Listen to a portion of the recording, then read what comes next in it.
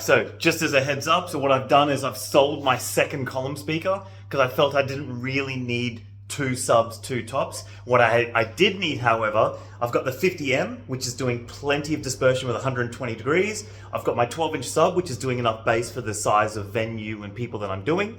What I don't have is I don't have a battery speaker. So I just bought a Bose S1 Pro. So I sold my column and then used that money to get a S1 Pro.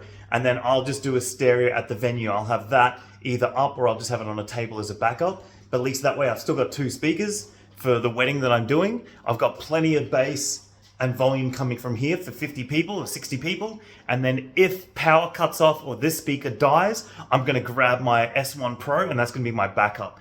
Then,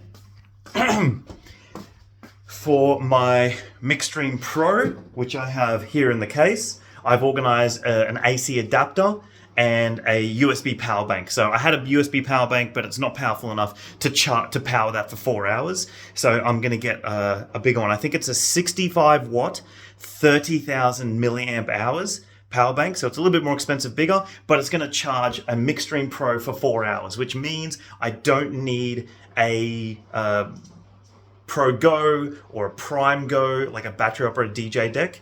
I'm just going to use that. If power cuts off, I've got this and I've got the S1 Pro. And just letting you know, if you're a drummer, e-drummer, you can actually use the same adapter and power bank and you can use it to power your drums. So I did it the other day where I had my power bank powering my Yamaha electric kit. Then I had the S1 Pro as my battery speaker.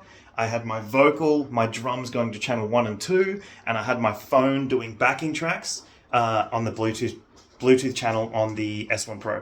So it's probably a bit weird busking with an electric drum kit without any bass, but I might have to try it. Okay.